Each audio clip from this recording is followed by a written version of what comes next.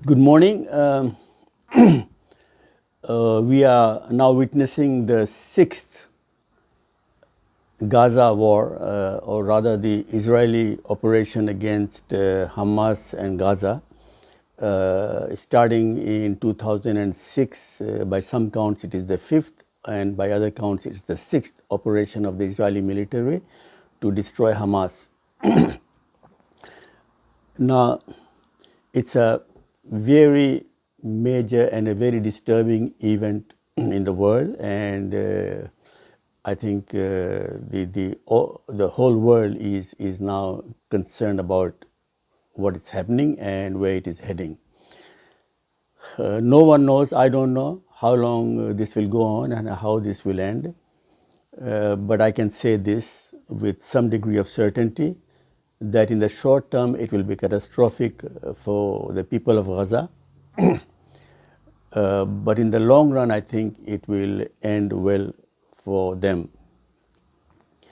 And in the long term too, I think it will end badly for both Israel and the United States. Now what's happening in Gaza now makes the Russian bombing of Ukraine look good. Putin and Russia look rather humane compared to what's going on in Gaza. I can do no better than quote or repeat the words of the Secretary General of the United Nations, Antonio Guterres, a couple of days ago. And I'll read briefly from what he said. And I quote, "It is important to also recognize the attacks by Hamas did not happen in a vacuum." And he's referring to the attack by Hamas on the 7th of October, which has been condemned by one and all because it was an attack against civilians. Okay, I'll repeat.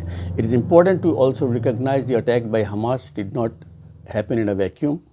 The Palestinian people have been subjected to 56 years of suffocating occupation. They have seen their land steadily devoured by settlements and plagued by violence, their economy stifled, their people displaced, and their homes demolished. Their hopes for a political solution to their plight have been vanishing. But the grievances of the Palestinian people cannot justify the appalling attacks by Hamas, and those appalling attacks cannot justify the collective punishment of the Palestinian people. Though he mentioned Hamas by name, he did not mention Israel, which is inflicting the collective punishment on the Palestinian people. Now, we have to ask ourselves what's a just war and what's an unjust war. Now, to understand it in the perspective of what's going on in Gaza, we have to ask what is the starting point of this war. Is it the 7th of October, or can we go further back? Can we go back to the year 2006 and 7? Can we go back to the Oslo Accords of 1993? Can we go back to the Intifada? Can we go back to the 1967 Six-Day War, in which Israel trebled its size? Depending on what is the starting point, or we could go back even further to the founding of Israel and the attendant Nakba, which is the catastrophe for the Palestinian people, when 750,000 Palestinians were thrown out of their homes, and some of them found refuge in Gaza, which is under attack by Israel now.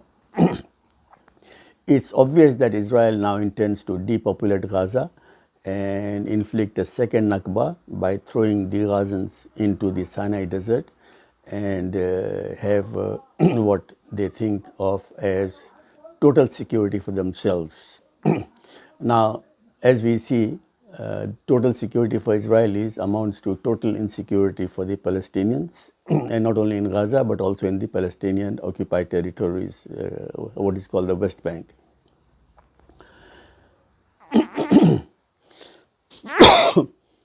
There's no doubt that the US policy now is absolutely shameful and horrendously misdirected.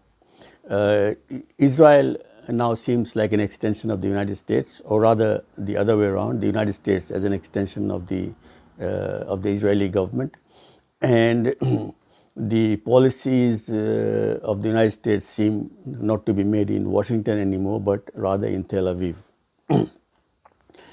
Mr. Biden and Mr. Blinken have given an open check, carte blanche to the Israeli government to conduct themselves as they wish, with the mild warning to keep in mind the humanitarian plight of the Palestinian people and of the people of Gaza.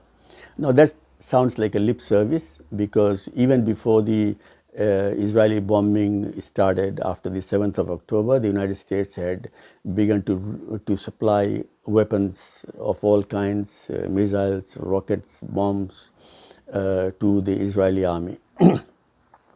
It should be remembered also that the much hyped Israeli military and technological capabilities are rather an extension of the United States capabilities, and in terms of the financial support in the military domain, the United States provides Israel with $3.5 billion of military aid every year.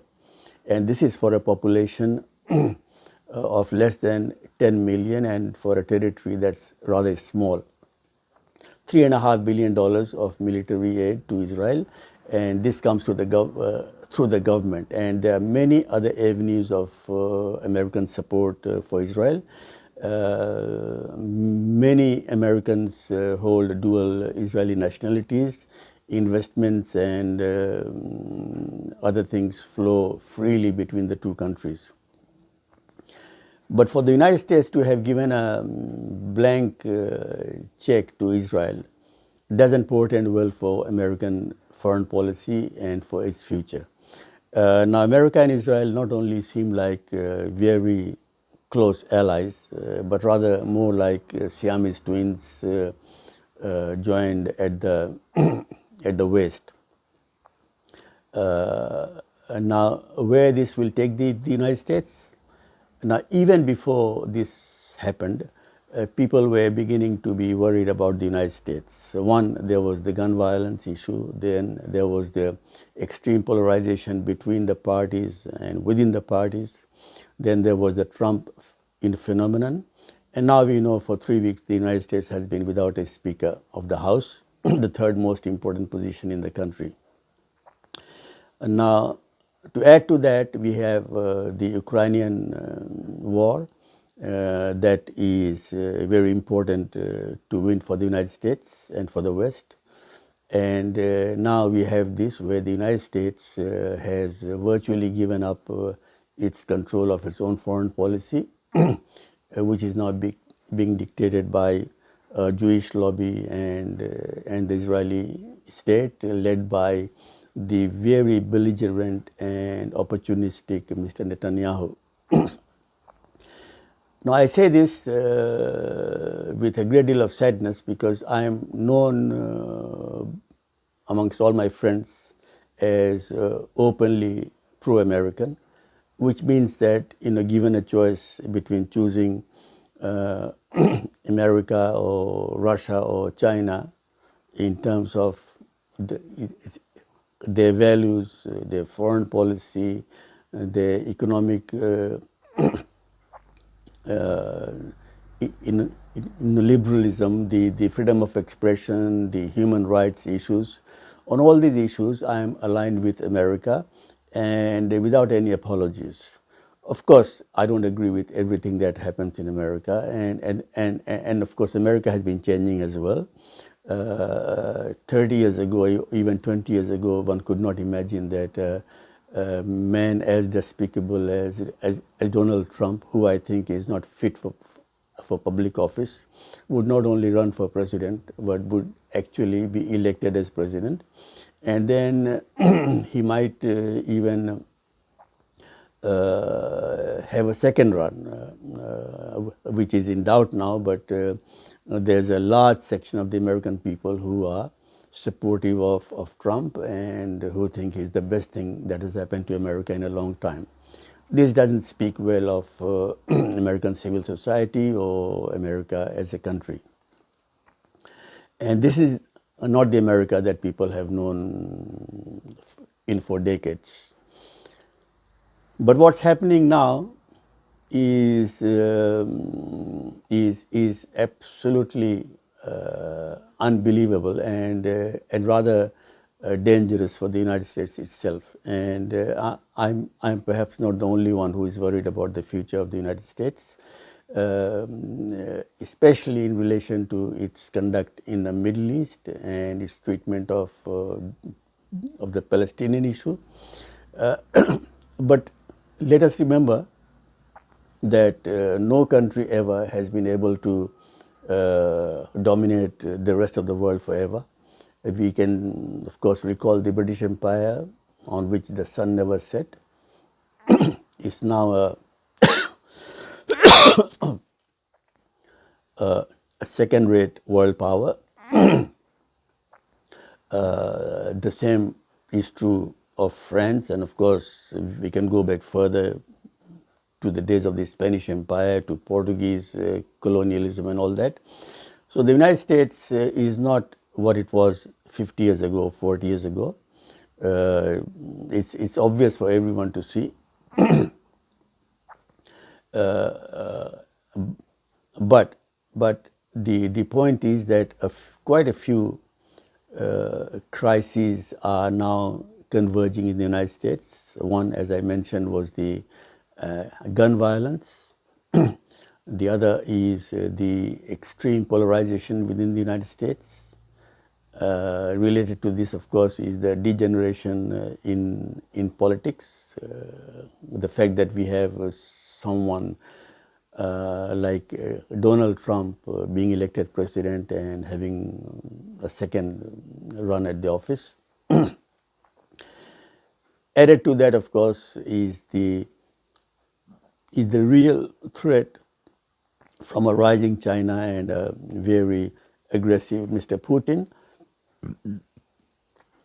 As if all this was not enough, we now have America totally aligned with Israeli policies in Palestine, which is not only dangerous in itself, but has the capacity to lead to a regional or even a larger war. There's no question that the 1.25 billion of the Muslims of the world have their sympathy with the Palestinians, as do most justice-loving people in the world. There's hardly any doubt in anyone's mind that a tremendous historical injustice has been inflicted on the Palestinians for the last at least 50 years, even longer. And now there is an attempt by Israel, with the total support of the United States, indeed, if not in words, to populate Gaza and to turn the Gazans into refugees once again, to inflict on them a second Nakba. Now, we know that the world has changed before and is changing now. I will just remind the listeners of two facts. One, when India became independent in 1947 from the British, the Indian government asked the Portuguese government, which controlled the tiny enclave of Goa in India, to vacate Goa and hand it over to Indian control. And Portugal refused in 1947 and continued to refuse to accede to this Indian request to return Goa to India. It wasn't until 1961, which is 14 years after India gained independence, that India felt strong enough to launch a military operation and throw the Portuguese out of Goa and take control of Goa. The other incident I'll mention is Niger. As we know, the French never decolonized Western Africa. They retained their control in various ways: currency manipulation, military bases, armed forces, and of course bribery of the ruling elite. In other words, the French ambassador not only was powerful, but in effect, he decided what will happen in these countries. Now, there was a coup, a military coup in Niger, which overthrew the pro-French government. The the new military government, with a lot of support from the people, asked the French to withdraw their ambassador and their troops from Nigerian territory. France refused, saying that they don't even recognize the government. The military government persisted in its demands, had the support of the people of Niger and the surrounding countries, and ultimately the French had no option but decide to withdraw their ambassador and their troops from Niger. It's a very major event, I think, for West Africa and the world, that a country like Niger can throw out French troops from its territory. So we know that the world is not what it was some years ago. It has changed. America still has not reconciled to this fact to the extent that it should. And Israel thinks it can it can do as it pleases with Gazans and Palestinians, thanks to American military and economic support, and the very powerful Jewish lobby, which has a huge influence on the world media. And speaking of the media, now I have been regular with CNN and BBC and Al Jazeera, and occasionally I watch even Sky News, but never Fox. I'm forced to say that even BBC has taken a very biased pro-Israeli line on the recent events, and the only channel that I consider worth watching that provides news that's objective and that provides news from the Palestinian side is Al Jazeera. But as I said, things are changing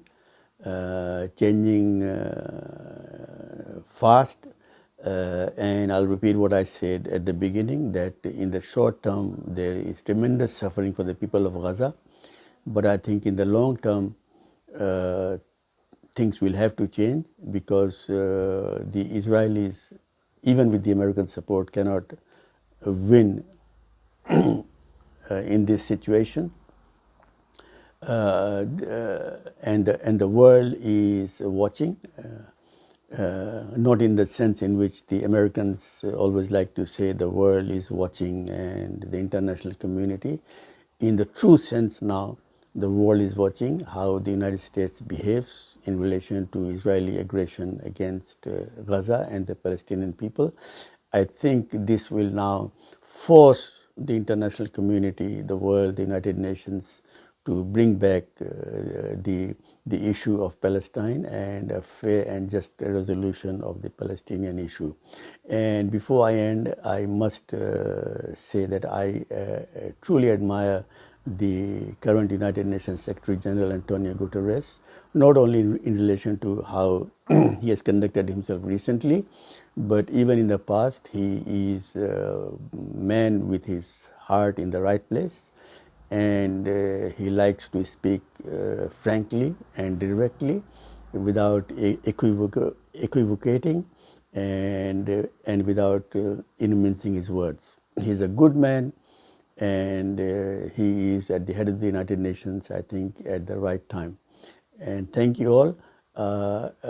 As you can see, I'm very concerned about the events in Gaza and in Palestine and the Middle East.